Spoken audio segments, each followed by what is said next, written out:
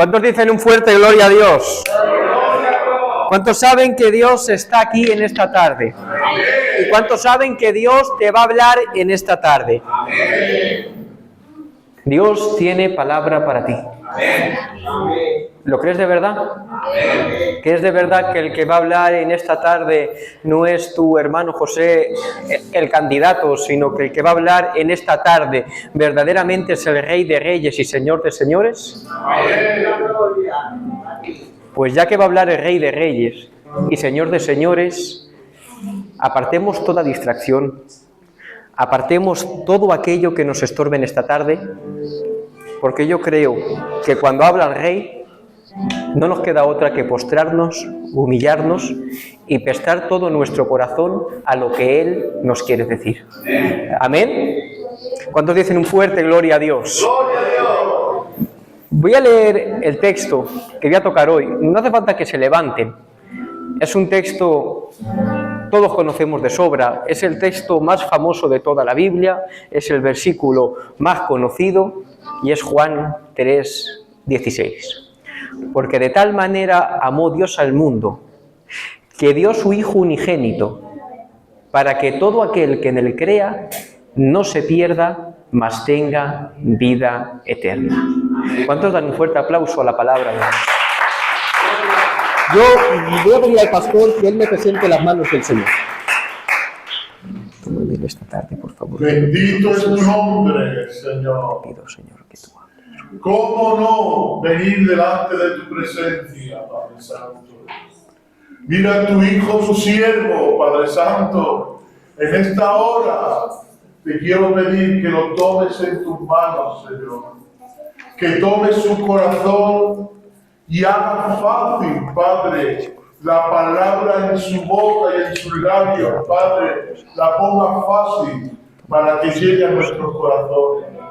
Tú ya has derramado tu semilla en él. Ahora te pido que esa semilla tú la esparza, la necesitamos en tu iglesia. Háblanos a través de tu siervo. Bendícelo, úngelo, Padre. Tómalo en tus manos. En el nombre de Jesús. Amén. Para la mayoría de creyentes, y yo me incluyo entre ellos, este versículo de Juan 3:16 es el corazón de la Biblia. O sea, el corazón de toda la revelación de Dios. Miren, el Evangelio, cuando lo analizamos, el Evangelio tiene muchas verdades fundamentales que todo creyente debe conocer. De hecho, muchas de ellas las hemos dado en los estudios, las predicamos cada día desde el púlpito. Verdades fundamentales como la divinidad de Cristo, como que creemos en un Dios trino, como que el Hijo, siendo Dios eternamente, se encarnó y vino a morir por nuestros pecados. Verdades tan fundamentales como que el Hijo murió, pero al tercer día resucitó. Verdades tan fundamentales como que tenemos una esperanza viva de que un día Cristo vendrá a por nosotros. ¿Amén? Todo eso son verdades fundamentales del Evangelio que, como digo, todo creyente debe conocer. Y cuando uno se para a mirar este versículo de Juan 3:16, puede ver cómo todas estas verdades están encerradas en un solo versículo. Pero el problema que yo creo que hay muchas veces es que no llegamos a comprender esas verdades. Incluso me atrevo a decir que aunque nos encanta este versículo, que aunque reconocemos muchas veces que es el centro de la Biblia, que es posiblemente el versículo más importante de toda la Escritura, yo creo que muchas veces ni siquiera entendemos lo que verdaderamente ese versículo nos está diciendo. Porque, como he dicho, este versículo encierra muchas más cosas más allá de simplemente el amor de Dios por los perdidos. Créanse, y lo digo de verdad, predicar este versículo en plenitud, a fondo, podría llevarme perfectamente más de 7 predicaciones y yo creo que me quedaría corto. Yo en esta tarde, de una forma sencilla, de una forma que podamos entenderlo, me gustaría tratar de explicar todo lo que este versículo encierra, para que cada vez que nos paremos a leerlo, para que cada vez que resuene en nosotros ese Juan 3:16, podamos ver en él la grandeza, la gloria y la majestad de nuestro Dios. Y además de eso, el plan tan maravilloso y sublime que él trazó para salvarte desde toda la eternidad. ¿Cuántos dicen un fuerte gloria a Dios? ¿Cuántos dicen un fuerte aleluya? Y una de las cosas que con más claridad podemos ver en este versículo es el carácter de Dios. Y ojo, no solo hablo del aspecto del amor, lo cual es claro, ¿verdad?, cuando leemos el texto, porque nos dice directamente Dios amó. En este texto podemos ver, como digo, el amor infinito de Dios, su justicia santa, su ira, su fidelidad y su omnipotencia. Y cuando nos paramos a pensar en esto, hay dos de esos atributos que a nosotros nos pueden parecer completamente irreconciliables, que son el amor y la ira. De hecho, he titulado este mensaje El amor y la ira de Dios. Son dos cosas que cuando las analizamos en nosotros mismos parecen totalmente contrarias. De hecho, yo digo que en nosotros son contradictorias. Porque ¿cómo puede el amor y la ira manifestarse en un mismo acto? Y es que para entender esto hay algunas cosas del carácter de Dios que debemos entender. Y una de ellas es un atributo de Dios que se llama la simplicidad. La simplicidad de Dios quiere decir que Dios no está compuesto en partes. Dios no es por una parte amor, Dios no es por una parte justicia, por otra parte fidelidad. No, Dios no está compuesto por partes separadas. Él es y actúa en armonía conforme a lo que Él es en plenitud. De hecho, estamos diciendo que a nosotros, ¿verdad?, que nos cuesta concebir esto del amor y la ira. Porque cuando lo analizamos en nosotros son dos cosas que no pueden darse, ¿verdad? Nosotros o actuamos en amor o actuamos con ira, pero nosotros somos incapaces de actuar con estas dos cosas a la vez. Muchas veces amamos tanto que somos incapaces de mostrar ira, aun cuando podría estar justificada humanamente hablando. Y por supuesto, cuando nos airamos, cuando nos enfadamos, no estamos actuando con amor. Pues bien, eso no sucede con Dios. Dios actúa en total armonía en todos sus atributos. Cuando Dios hace algo, lo hace según su amor, según su justicia, según su fidelidad, según su misericordia, etcétera, etcétera, etcétera. Es más, en el Salmo 85, versículo 10, profetizando cómo esta simplicidad de Dios se manifiesta en la cruz del Calvario, dice: la misericordia y la verdad se encontraron, la justicia y la paz se besaron. La cruz de Cristo es el mayor acto de amor de la historia, pero simultáneamente es el mayor acto de justicia jamás ejecutado. Y como digo, si vemos este versículo y solamente somos capaces de pararnos en el Dios amó para que tengan vida eterna, no lo vamos a poder entender. Si cuando miramos este versículo no comprendemos por qué el Padre tiene que enviar al Hijo para salvarnos, no habremos entendido nada. Y no habremos entendido realmente este versículo que tanto conocemos y que tanto decimos que es el corazón de la Biblia. Por eso, por medio de esta predicación quiero que con total reverencia nos acerquemos, como digo, al mayor acto de amor y mayor acto de justicia jamás ejecutado en toda la historia. Que nos acerquemos al acto que partió la historia por la mitad. Que nos acerquemos al centro de la Biblia, al centro de toda la revelación de Dios. Que nos quitemos el calzado, porque en esta tarde nos adentramos en terreno santo para hablar de aquel que, siendo eternamente Dios, de aquel en quien reside la total plenitud, la total infinitud, porque Él es eterno, glorioso, omnipotente, omnipresente, para hablar de cómo el Dios eterno tomó forma humana y vino a morir por nuestros pecados. Y como decía, Yo creo que muchas veces nos quedamos solo con una parte del texto y dejamos de lado todo lo demás y no nos hacemos la siguiente pregunta: ¿por qué se tiene que entregar el Hijo para salvarme a mí? Voy a ir por partes y lo primero es lo siguiente. Debemos entender que Dios no puede perdonar el pecado sin más. Antes, hablando sobre los atributos de Dios, he mencionado su justicia. Y algo que debemos saber, y yo creo que todos sabemos, es que en Dios no hay imperfecciones.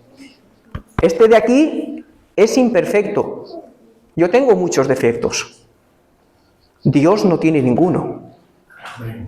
Yo creo que eso se merecía un amén. Tu Dios y mi Dios es un Dios completamente perfecto. Por tanto, todos sus atributos son perfectos. Su amor es perfecto. Yo hubiera dicho un amén. Su santidad es perfecta. Su fidelidad es perfecta.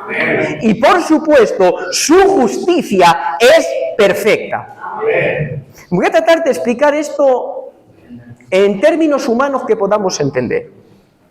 Imagínense por un segundo que hay un asesino en serie. Un asesino en serie que ya se ha llevado más de 20 víctimas por delante. Hasta que llega un día que la policía arresta a este asesino y lo llevan delante de un juez para que este juez emita una condena. Sin embargo, cuando llevan a este criminal delante del juez, se pone a llorar, se pone a pedir clemencia, y el juez, sintiendo compasión de ese asesino, lo indulta y lo pone en libertad. ¿Qué pensaría usted de esto? ¿Vería con buenos ojos a ese juez? Quiero escuchar a la iglesia, ¿eh? ¿Vería con buenos ojos a ese juez? ¿Podríamos decir bajo alguna circunstancia que ese juez ha ejecutado una justicia justa? No, ¿verdad? Cuando usted piensa en este caso que le estoy comentando, lo que su sentido de la justicia le está dictando es que este criminal debe pagar por el daño cometido. O sea, tu sentido de la justicia no está satisfecho, porque lo que este criminal recibe no se corresponde con el daño cometido. Pues por un segundo, imagínese que si usted, con un sentido de la justicia imperfecto y dañado por el pecado, piensa que un criminal como este tendría que restituir ese daño causado pagando con la pena de cárcel, imagínate por un segundo, Dios, que su justicia no tiene fisuras como la nuestra, que su justicia no es imperfecta como la nuestra, sino que su justicia es absolutamente perfecta y sin fisuras. Cuando decimos o pensamos que Dios puede perdonar el pecado sin más, demostramos dos cosas: que no sabemos quién es Dios y que no sabemos la gravedad de nuestro pecado.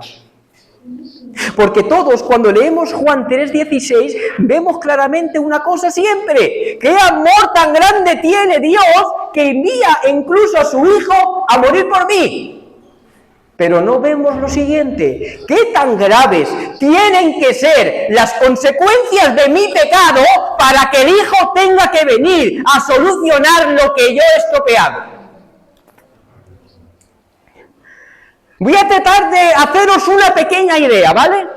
Dios es el creador absoluto de todas las cosas, ¿verdad? ¿Verdad? Él crea el sol, la luna, las estrellas, los planetas y toda la inmensidad del cosmos. Los envía con su voz al lugar donde tienen que ponerse y todo obedece a la voz de Dios. Él crea el mar con toda su inmensidad y le da una orden: hasta aquí llegarás y no pasará. Y el mar obedece.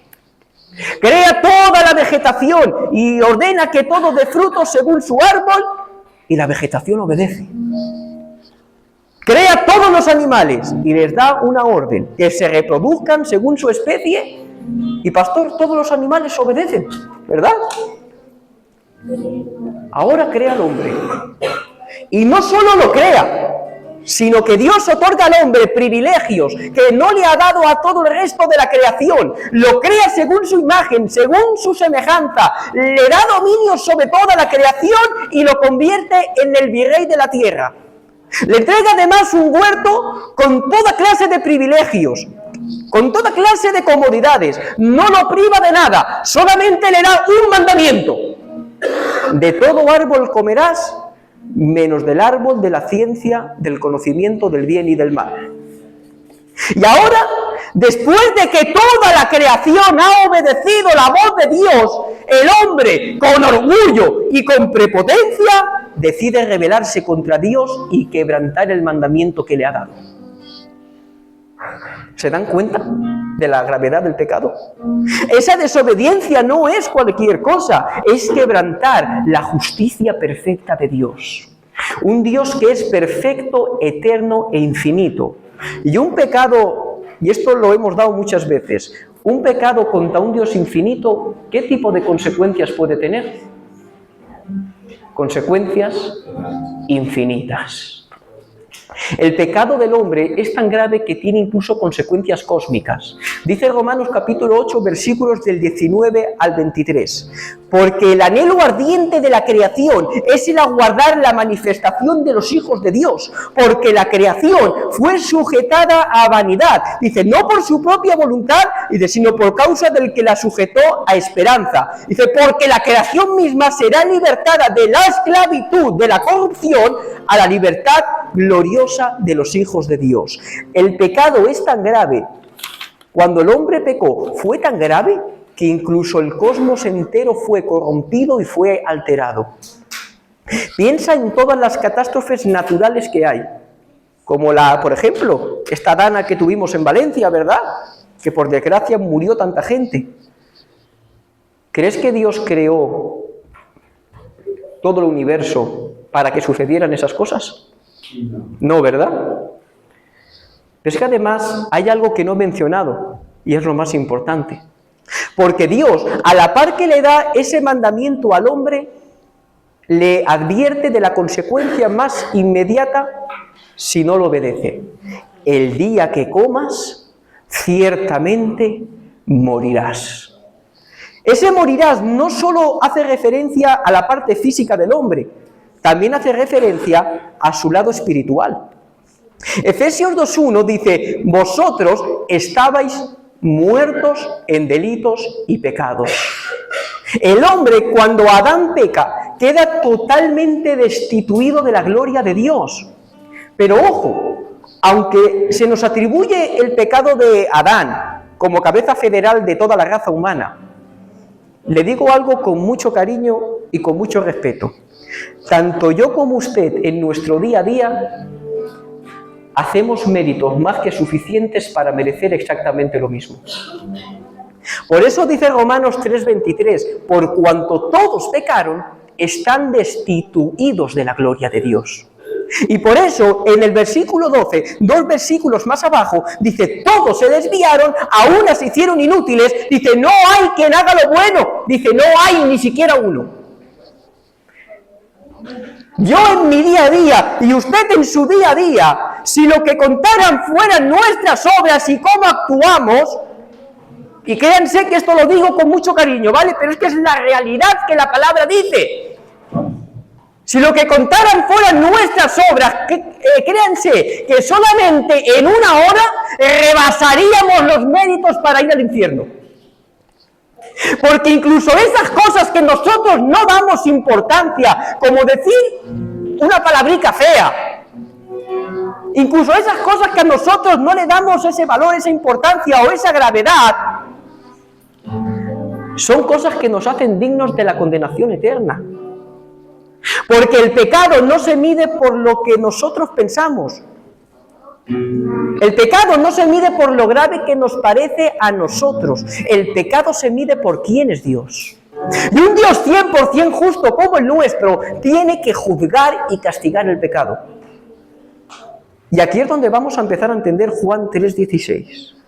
¿Cuántos han experimentado el perdón de Dios? Ay, qué poco, Señor. Pastor, me preocupo. ¿Cuántos han experimentado el perdón de Dios? Amén. Ahora bien, a la luz de todo lo que te he estado diciendo, ¿crees que Dios perdonó tu pecado sin más? ¿Crees que tu pecado no ha sido juzgado y castigado? Dice 1 de Juan capítulo 2, versículo 2. Él mismo, Cristo, es la propiciación por nuestros pecados. Dice, y no solo por los nuestros, sino por los de todo el mundo. La palabra griega aquí para propiciación es la palabra hilasmos. Hilasmos tiene el significado de calmar o apaciguar la ira de Dios. Cristo fue el sacrificio expiatorio que aplacó la ira de Dios que nosotros merecíamos, recibiéndola sobre sí mismo. Esto ya lo vemos en el Antiguo Testamento tipificado, lo cual en la carta a los Hebreos dice que todo era sombra de lo que tenía que venir, que era Cristo. Miren, una vez al año, y eso lo podemos ver tanto, eso creo, si no me equivoco, está en el capítulo 16 de Levítico. Una vez al año el pueblo de Israel celebraba el día de la expiación, o el día de Yom Kippur. El día de la expiación, dice la palabra que al sumo sacerdote le llevaban 2 machos cabríos. Uno de los machos cabríos era sacrificado y se rociaba su sangre dentro del lugar santísimo sobre el propiciatorio para limpiar el pecado de todo el pueblo. El otro macho cabrío, el sumo sacerdote, ponía las manos sobre él, confesaba el pecado de todo el pueblo y era desechado al desierto para que en una tipificación llevara la culpa de todo el pueblo hacia el desierto, a lugares deshabitados. Estos 2 machos cabríos tipifican a Cristo. Él es el cordero que, cargando el pecado del pueblo sobre sí, es desechado al desierto. En 2 de Corintios capítulo 5 versículo 2 dice la palabra de Dios: al que no conoció pecado, dice, por nosotros lo hizo pecado, dice, para que nosotros fuésemos hechos justicia de Dios en él. Este texto lo que quiere decir es que toda la culpa a causa del pecado que yo y usted justamente cargábamos, el Padre la puso sobre Cristo, como ese cordero cargaba la culpa del pueblo. Profetizando esto, el profeta Isaías en el capítulo 53 dice: todos nosotros nos desviamos como ovejas, dice, cada cual se apartó por su camino, dice, mas Jehová cargó en él el pecado de todos nosotros. Ahora Cristo empieza a sentir toda la ira del Padre, y todavía no estoy hablando de la cruz, porque la pasión de nuestro Señor empieza en Getsemaní.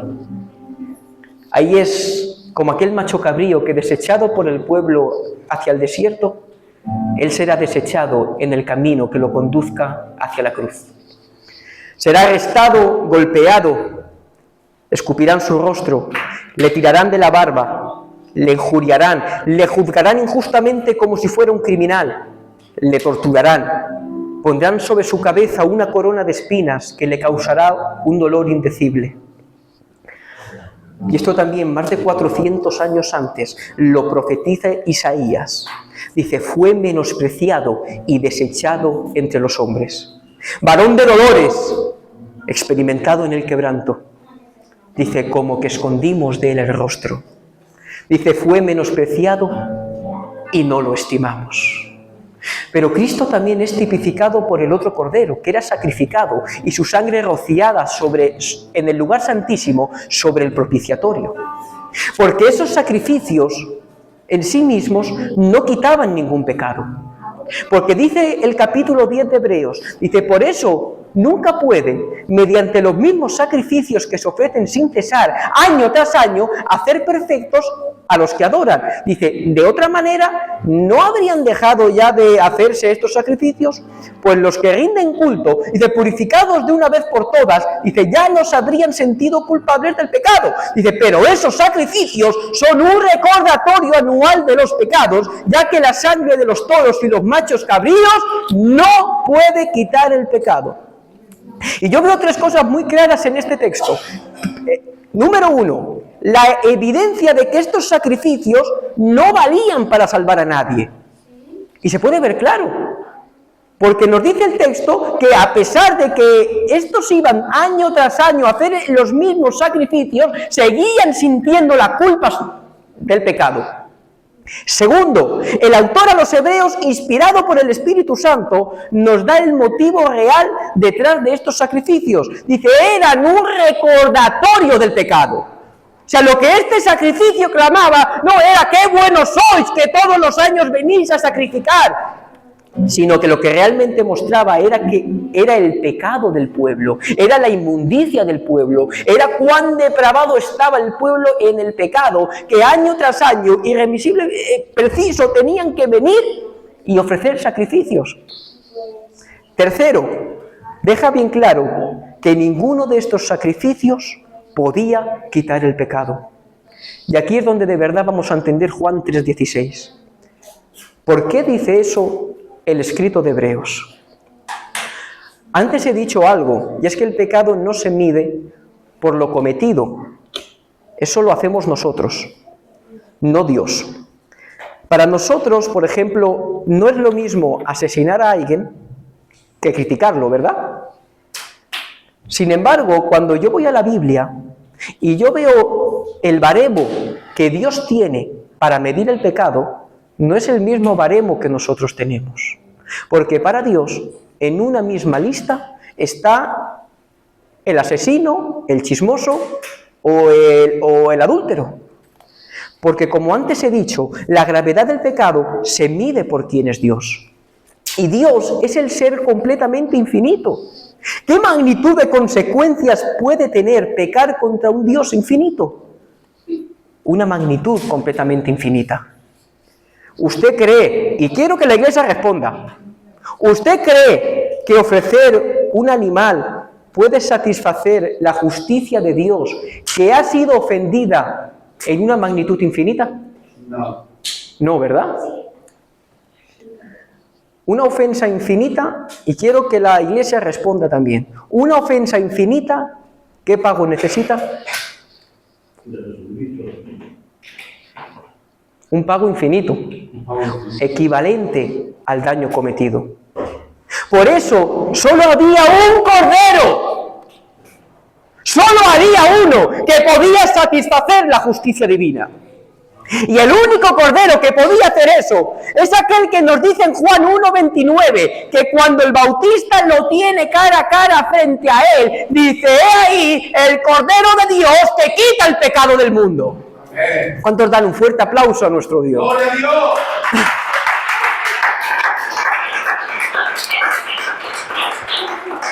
Él era el único cordero que podía pagar por nosotros. Solamente alguien que tuviera dos naturalezas en una unidad de persona, una humana para poder ser nuestro representante legal, nuestro pariente cercano que conforme a las leyes del levirato pudiera redimirnos de la esclavitud, y otra naturaleza divina que alcanzara a pagar esa magnitud infinita que nuestra deuda demandaba.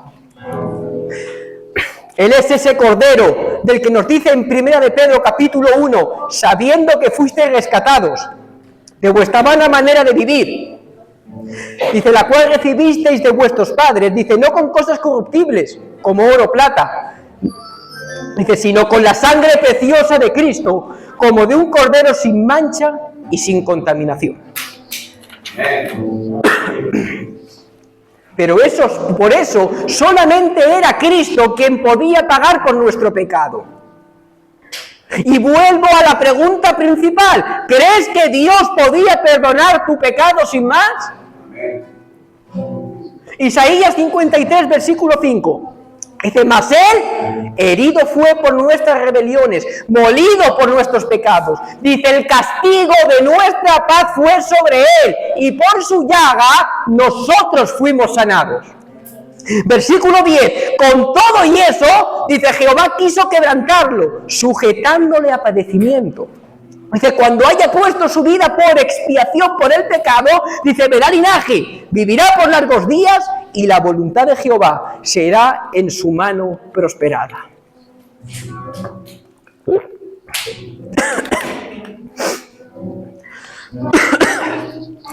Dios no perdona tu pecado sin más. Y ojo lo que voy a decir y lo voy a explicar. Ni lo perdona a causa de tu arrepentimiento ni tampoco de tu fe. El arrepentimiento y la fe son los condicionantes que Dios te pone para aplicarte el perdón, pero no la base del perdón. La base del perdón que Dios ha ejecutado en tu vida, porque ¿cuántos Dios ha perdonado sus pecados? ¿A mí y al pastor solo? ¿A cuántos Dios ha perdonado sus pecados? La base de ese perdón es que su Hijo amado sufrió el castigo que yo y usted merecíamos. El Padre juzgó mi pecado y tu pecado en su Hijo. Y esto me hace llegar a dos conclusiones con las que termino el mensaje. Primero, cuando vayas a pecar, sé consciente de lo que haces.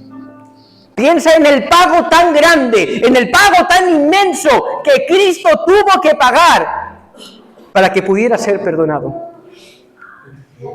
Y segundo, si todavía no has entregado tu vida a Cristo, medita en esto.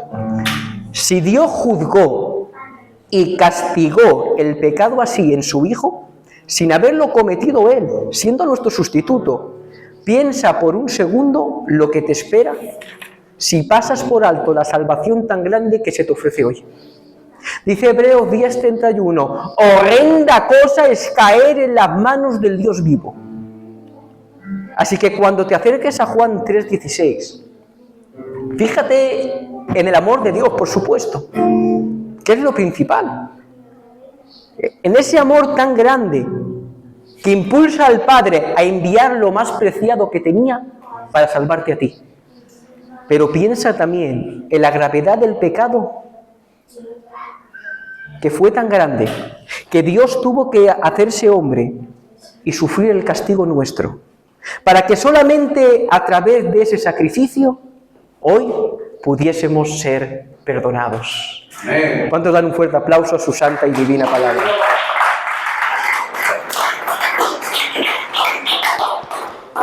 Cierra tus ojos conmigo, solo 2 minutos. Señor, gracias, Señor, porque tú has hablado hoy a tu pueblo. Gracias porque tu palabra ha sido expuesta, ha sido predicada, Señor. Ahora te pido, Señor, que esta palabra no se quede simplemente en eso, Señor, sino que la hagamos viva, Señor, porque sabemos que tu palabra es viva. Que tú nos ayudes a ponerla por práctica, Señor, siendo conscientes en nuestras vidas de que tú tuviste un amor completamente infinito, Señor, que te impulsó a hacerte hombre y morir por nuestros pecados. Gracias, Señor, por tu bondad, por tu gracia, por tu misericordia y porque cada día tú nos demuestras, Señor, que estás con nosotros. A ti sea la gloria, en el nombre de Jesús. Amén. Amén.